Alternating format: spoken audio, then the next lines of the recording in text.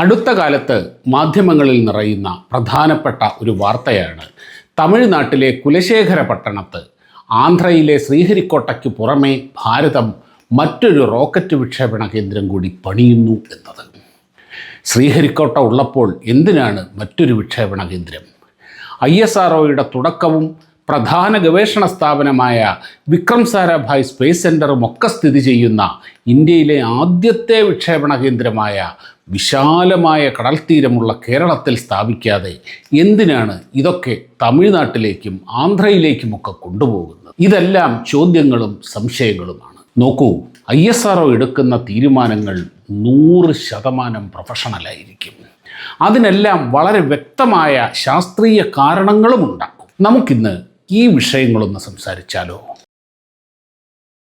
നമസ്കാരം പ്രിയപ്പെട്ട കൂട്ടുകാരെ, സയൻസ് കോർണറിൻ്റെ പുതിയ വീഡിയോയിലേക്ക് എല്ലാവർക്കും സ്വാഗതം. ഇഷ്ടപ്പെടുന്ന വീഡിയോകൾ ലൈക്ക് ചെയ്തും ഷെയർ ചെയ്തും കമൻറ്റ് ചെയ്തും പിന്തുണയ്ക്കണമെന്ന് അഭ്യർത്ഥിക്കുന്നു. നമുക്കറിയാം, റോക്കറ്റ് വിക്ഷേപണം എന്നത് ഏറ്റവും സങ്കീർണമായ ഒരു ടെക്നോളജിക്കൽ പ്രോസസ്സാണ്.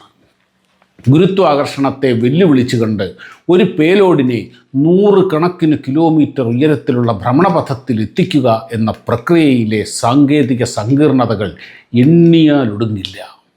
ഇതെന്താ റോക്കറ്റ് സയൻസ് ആണോ എന്നൊക്കെ തമാശ രൂപേണ നമ്മുടെ ഇടയിലുള്ള ഒരു സാധാരണ ഫ്രേസാണ്. ഒരു റോക്കറ്റ് വിക്ഷേപണത്തിൻ്റെ രീതി എന്താണ്? അത് വിക്ഷേപിച്ചതിന് ശേഷം അത് ഭ്രമണപഥത്തിന് പാരലായി, ഉദ്ദേശിച്ചിരിക്കുന്ന ഭ്രമണപഥത്തിന് പാരലായി കുറേശ്ശെ ചരിക്കും. ഓരോരോ ഘട്ടങ്ങളായി എരിഞ്ഞു തീർന്നു കഴിഞ്ഞാൽ അവ ഉപേക്ഷിക്കും. ആ ഉപേക്ഷിച്ച ഘട്ടങ്ങൾ കടലിൽ വീഴും. അങ്ങനെ അവ എന്നേക്കുമായി പോകും. അങ്ങനെ ഏറ്റവും അവസാനം ആ റോക്കറ്റിൻ്റെ അഗ്രത്തിരിക്കുന്ന പേലോഡ്, ആ ഉപഗ്രഹം, അതുമാത്രം കൃത്യമായ ഭ്രമണപഥത്തിൽ ഭൂമിക്ക് പാരലായി ഭൂമിയെ ചുറ്റിക്കൊണ്ടിരിക്കും. ഇതാണ് ഒരു റോക്കറ്റിൻ്റെ ലോഞ്ച് പ്രൊഫൈൽ എന്ന് പറയുന്നത്. അത് വലിയ ഉപഗ്രഹങ്ങളായാലും ചെറിയ ഉപഗ്രഹങ്ങളായാലും എല്ലാം അങ്ങനെയാണ്. ലോകം മുഴുവനുമുള്ള റോക്കറ്റ് വിക്ഷേപണ കേന്ദ്രങ്ങൾ നോക്കൂ. അവ മഹാഭൂരിപക്ഷവും കിഴക്കൻ തീരങ്ങളിലാണ്. കാരണം വിക്ഷേപണത്തിന് ശേഷം റോക്കറ്റ് കുറേശ്ശെ ചരിക്കേണ്ടത് കിഴക്കു ഭാഗത്തേക്കാണ്. അതെന്താ പടിഞ്ഞാറോട്ട് ചരിച്ചാൽ? അത് പുറകെ പറയാം. റോക്കറ്റിൻ്റെ ഉപയോഗം കഴിഞ്ഞ ഘട്ടങ്ങൾ പതിക്കേണ്ടത് കടലിലാണ്.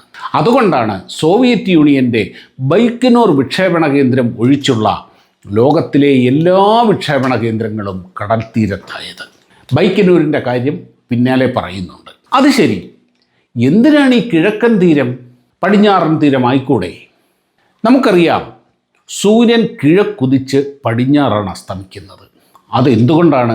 ഭൂമി പടിഞ്ഞാറ് നിന്ന് കിഴക്കോട്ട് സ്വയം ഭ്രമണം ചെയ്യുന്നത് കൊണ്ടാണ് സൂര്യൻ കിഴക്ക് നിന്ന് പടിഞ്ഞാറോട്ട് യാത്ര ചെയ്യുന്നതായി നമുക്ക് തോന്നുന്നത്. അപ്പോൾ റോക്കറ്റ് കിഴക്കോട്ട് ചരിച്ച് മൂവ് ചെയ്യുമ്പോൾ, അങ്ങനെ അതിന് ഈ ഭൂമിയുടെ ഭ്രമണത്തിന് അനുകൂലമായി മൂവ് ചെയ്യുമ്പോൾ, അതേ ഡയറക്ഷനിൽ ചലിക്കുന്ന ഭൂമിയുടെയും അന്തരീക്ഷത്തിൻ്റെയും ആ ഒരു ഫോഴ്സ്, ആ ഒരു തള്ളൽ കൂടി ആ റോക്കറ്റിന് ലഭിക്കുമല്ലോ. എന്നാൽ പടിഞ്ഞാറൻ തീരത്താണെങ്കിൽ റോക്കറ്റ് ചരിക്കേണ്ടത് പടിഞ്ഞാറോട്ടാകും. അപ്പോൾ ഭൂമിയുടെയും അന്തരീക്ഷത്തിൻ്റെയും ചലനത്തിന് എതിരെയാകും റോക്കറ്റിൻ്റെ മൂവ്മെൻറ്റ്. അപ്പോൾ കൂടുതൽ പവർ വേണ്ടിവരും, കൂടുതൽ ഇന്ധനം വേണ്ടിവരും, കൂടുതൽ പണവും വേണ്ടിവരും. കൂടുതൽ ഇന്ധനം വേണ്ടി വരുമ്പോൾ റോക്കറ്റിന് വഹിക്കാവുന്ന പേലോഡിൻ്റെ ഭാരം കുറയും. ഇങ്ങനെ ഒരുപാട് ഡിസഡ്വാൻറ്റേജ് ഈ റോക്കറ്റിനെ പടിഞ്ഞാറോട്ട് ചരിച്ചാൽ ഉണ്ടാകും. എന്നാൽ കിഴക്കോട്ട് ചരിച്ചാൽ ഒരുപാട് അനുകൂല ഘടകങ്ങളും ഉണ്ടാകും. അതുകൊണ്ട് എപ്പോഴും ഒരു ലോഞ്ച് പ്രൊഫൈലിൽ സാധാരണഗതിയിൽ റോക്കറ്റ് ചരിക്കുന്നത് കിഴക്കു ഭാഗത്തേക്കാണ്. ലളിതമായി പറഞ്ഞാൽ ഒഴുകുന്ന ഒരു പുഴയിൽ നീന്തുന്നത് പോലെയാണ്. ഒഴുക്കിന് അനുകൂലമായി നീന്തിയാൽ കുറഞ്ഞ അധ്വാനം കൊണ്ട് കൂടുതൽ ദൂരം നമുക്ക് നീന്താൻ കഴിയും. എന്നാൽ ഒഴുക്കിനെതിരെ നീന്തിയാലോ? അതുപോലെ ഈ മുകളിലേക്ക് പോകുന്ന ഒരു എസ്കലേറ്ററിൽ താഴേക്കിറങ്ങാൻ ശ്രമിച്ചാൽ എത്ര ബുദ്ധിമുട്ടാണ്. ഏറ്റവും ലളിതമായിട്ട് ഇതാണ് കാരണം. അതുകൊണ്ടാണ് റോക്കറ്റുകൾ കിഴക്കോട്ട് വിക്ഷേപിക്കുന്നത്.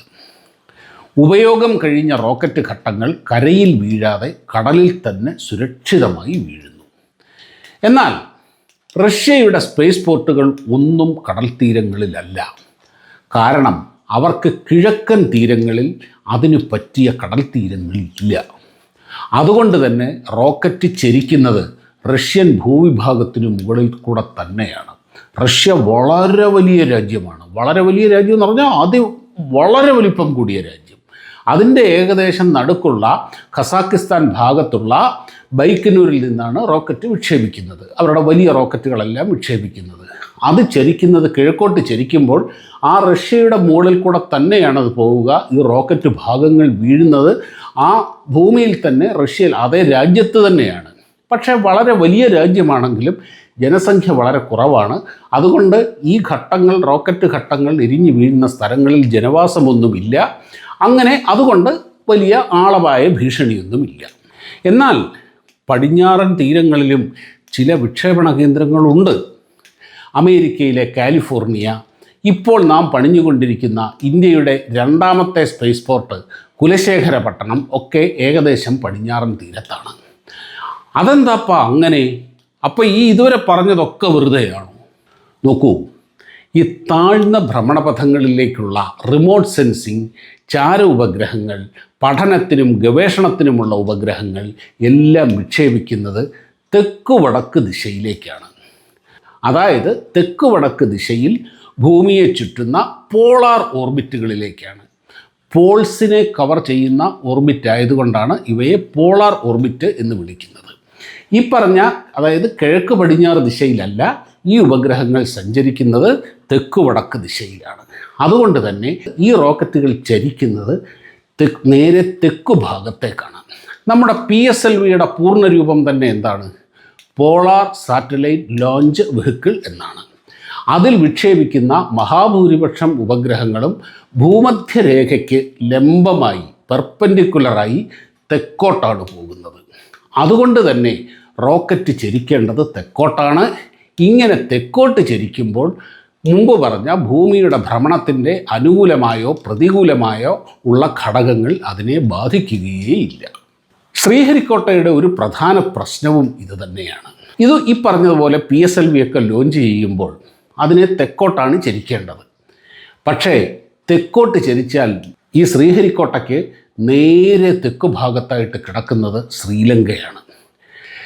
ഈ ശ്രീലങ്ക എന്ന് പറഞ്ഞാൽ അത് മറ്റൊരു രാജ്യമാണ്. അവരുടെ മുകളിലൂടെ നമ്മുടെ റോക്കറ്റുകൾ പോകേണ്ടി വരും. റോക്കറ്റ് ഘട്ടങ്ങൾ എരിഞ്ഞ് അവിടെ വീഴാൻ സാധ്യതയുണ്ട്. അത് പറ്റില്ലല്ലോ. അതുകൊണ്ട് ഇപ്പോഴെന്താണ് ചെയ്യുന്നത് എന്ന് വെച്ചാൽ, കിഴക്കോട്ട് തന്നെ ചരിക്കും. കിഴക്കോട്ട് ചരിച്ച് ഈ ശ്രീലങ്കയുടെ ഭാഗം കഴിഞ്ഞു കഴിഞ്ഞാൽ പിന്നെ അതൊന്ന് വലത്തോട്ട് തിരിക്കും. അതായത് ഈ ആകാശത്ത് വെച്ച് ഈ റോക്കറ്റ് ഒന്ന് മാനോവർ ചെയ്ത് ഒരു റൈറ്റ് ടേൺ എടുക്കും. ഇങ്ങനെ ചെയ്യുന്നതിന് വളരെ കൂടുതൽ ഇന്ധനം വേണം. അത് ധനനഷ്ടമുണ്ടാക്കും. എന്നാൽ കിഴക്കോട്ട് മാത്രം ചരിക്കുന്ന റോക്കറ്റുകൾക്ക് ആ പ്രശ്നമില്ല. അതായത് നമ്മുടെ GSLVയിലൊക്കെ വിക്ഷേപിക്കുന്ന ഉപഗ്രഹങ്ങൾ, വലിയ വാർത്താവിനിമയ ഉപഗ്രഹങ്ങൾ, ഇതെല്ലാം നേരെ കിഴക്കോട്ടാണ് ചരിക്കുക. അങ്ങനെ കിഴക്കോട്ട് ചരിച്ച് അതങ്ങ് പോകും. അടുത്ത ഭൂവിഭാഗം എത്തുമ്പോഴേക്ക്, അതായത് ഇന്തോനേഷ്യ, തായ്ലൻഡ്, ആ പ്രദേശങ്ങളൊക്കെ എത്തുമ്പോഴേക്ക് റോക്കറ്റ് ഉപഗ്രഹം സ്പേസിൽ എത്തിയിട്ടുണ്ടാകും. അതുകൊണ്ട് അന്തരീക്ഷത്തിലൂടെ, വായുവിലൂടെ ആ രാജ്യങ്ങൾക്ക് മുകളിലൂടെ പോകുന്ന പ്രശ്നമില്ല. അതുകൊണ്ട് അങ്ങനെയുള്ള റോക്കറ്റുകളെല്ലാം, അങ്ങനെയുള്ള വിക്ഷേപണങ്ങളെല്ലാം കിഴക്കോട്ടും ചെയ്യാൻ കഴിയും. എന്നാൽ PSLVയിൽ വിക്ഷേപിക്കുന്ന ഈ പറഞ്ഞ പോലെ റിമോട്ട് സെൻസിങ് സാറ്റലൈറ്റുകൾ, ചാരോപഗ്രഹങ്ങൾ ഒക്കെ തെക്കോട്ട് മാത്രമേ വിക്ഷേപിക്കാൻ കഴിയുള്ളൂ. ശ്രീഹരിക്കോട്ടയിൽ നിന്ന് തെക്കോട്ട് വിക്ഷേപിക്കുമ്പോൾ ഇങ്ങനെ ഒരു പ്രശ്നമുണ്ട്. ഈ ശ്രീലങ്കയുടെ പ്രശ്നമുള്ളതുകൊണ്ട് ആകാശത്തൊരു കുട്ടിക്കരണം ഇത് മറിയേണ്ടി വരും. അതിനുവേണ്ടി ഒരുപാട് ഇന്ധനം ചിലവാക്കേണ്ടി വരും. എന്നാൽ കുലശേഖരപട്ടണം സ്ഥിതി ചെയ്യുന്നത് ഏറ്റവും തെക്കു ഭാഗത്താണ്. അവിടെ നിന്ന് വിക്ഷേപിച്ച് ധൈര്യമായി നേരെ തെക്കോട്ട് തന്നെ ചരിക്കാം. അതിന് താഴെ ഒരു രാജ്യങ്ങളുമില്ല, ഒരു ഭൂവിഭാഗങ്ങളുമില്ല. അങ്ങ് ദക്ഷിണധ്രുവം വരെ 10,3500 കിലോമീറ്റർ ഇന്ത്യൻ മഹാസമുദ്രം അങ്ങനെ പരന്ന് കിടക്കുകയാണ്. അപ്പോൾ നേരെ തെക്കോട്ട് ചരിക്കാം. ആകാശത്ത് വെറുതെ കടന്ന് വട്ടം കറങ്ങേണ്ട കാര്യമില്ല. അപ്പോൾ ഇന്ധനം വളരെ കുറച്ച് മതി. അതിനനുസരിച്ച് പേലോഡ് കപ്പാസിറ്റി കൂട്ടാനും കഴിയും. 100 കണക്കിന് കോടികളുടെ ലാഭമാണ് ഇതിലൂടെ ഉണ്ടാകുന്നത്. അങ്ങനെ ഭാവിയിൽ PSLV, SSLV വിക്ഷേപണങ്ങളെല്ലാം കുലശേഖരപട്ടണത്ത് നിന്നായിരിക്കും. വലിയ വിക്ഷേപണങ്ങൾ GSLV, മനുഷ്യദൗത്യങ്ങൾ, ഗോളാന്തര ദൗത്യങ്ങൾ, ചാന്ദ്രയാൻ പോലുള്ളവയൊക്കെ എല്ലാം ശ്രീഹരിക്കോട്ടയിൽ നിന്നുമാകും. ശ്രീഹരിക്കോട്ടയിൽ ഇപ്പോഴുള്ള 2 കൂടാതെ മറ്റൊരു വിക്ഷേപണത്തറ കൂടി ഒരുങ്ങുന്നുണ്ട്. ഇങ്ങനെ 2 വിക്ഷേപണ കേന്ദ്രങ്ങളിലായി 6 ലോഞ്ച് പാഡുകൾ വരുമ്പോൾ ഇന്ത്യക്ക് കൂടുതൽ വിക്ഷേപണങ്ങൾ നടത്താൻ കഴിയും. സാധാരണഗതിയിൽ ഒരു ലോഞ്ച് കഴിഞ്ഞാൽ ആ ലോഞ്ച് പാഡ് അടുത്ത വിക്ഷേപണത്തിന് തയ്യാറാക്കാൻ മാസങ്ങൾ വേണ്ടിവരും. ശ്രീഹരിക്കോട്ടയിൽ ഇപ്പോഴുള്ള 2 ലോഞ്ച് പാഡുകൾ കൊണ്ട് നമ്മുടെ ആവശ്യങ്ങൾ തീരില്ല. അതുകൊണ്ടാണ് മിക്ക വിക്ഷേപണങ്ങളും ഒരുപാട് വൈകുന്നത്. അപ്പോൾ അടുത്ത ചോദ്യം, എന്നാൽ അത് കേരളത്തിലായിക്കൂടെ? രാജ്യത്തെ ആദ്യത്തെ ലോഞ്ച് സെൻ്റർ ആണല്ലോ തുമ്പ. ഇവിടെ ഉണ്ടാക്കുന്ന ഉപഗ്രഹങ്ങളൊക്കെ അല്ലേ ട്രാൻസ്പോർട്ട് ചെയ്ത് അവിടേക്ക് കൊണ്ടുപോകേണ്ടത്? നോക്കൂ, വലിയ ഒരു വിക്ഷേപണ കേന്ദ്രം സ്ഥാപിക്കാൻ 1000കണക്കിന് ഏക്കർ സ്ഥലം ആവശ്യമുണ്ട്. 175 സ്ക്വയർ കിലോമീറ്ററാണ് ശ്രീഹരിക്കോട്ടയുടെ വിസ്തൃതി. അത്രയുമൊക്കെ സ്ഥലം ജനസാന്ദ്രതയേറിയ കേരളത്തിൽ ലഭിക്കുക എന്നത് വളരെ ചിലവേറിയ കാര്യമാണ്. 5-6 ലോഞ്ച് സെൻ്ററുകൾ ഉണ്ടാക്കാൻ ആവശ്യമായ പണം സ്ഥലത്തിന് മാത്രം വേണ്ടിവരും. അതുമല്ല, മൊബൈൽ ടവർ സ്ഥാപിക്കുന്നതിനെതിരെ പോലും സമരങ്ങൾ നടക്കുന്ന നാടാണിത്. അവിടെ ഒരു റോക്കറ്റ് വിക്ഷേപണ കേന്ദ്രം തുടങ്ങാൻ പോകുന്നു എന്നറിയുമ്പോഴുണ്ടാകുന്ന കോലാഹലങ്ങൾ ഊഹിക്കാവുന്നതേയുള്ളൂ. അല്ലാതെ ഇത് കേരളത്തിനോടുള്ള ചിറ്റമ്മ നയമൊന്നുമല്ല.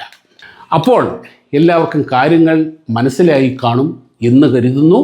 വീഡിയോ ഇഷ്ടപ്പെട്ടാൽ ലൈക്ക് ചെയ്യാനും കമൻറ്റ് ചെയ്യാനും ഷെയർ ചെയ്യാനും മറക്കരുത്. മറ്റൊരു വീഡിയോയുമായി കാണുന്നതുവരെ എല്ലാവർക്കും നമസ്കാരം.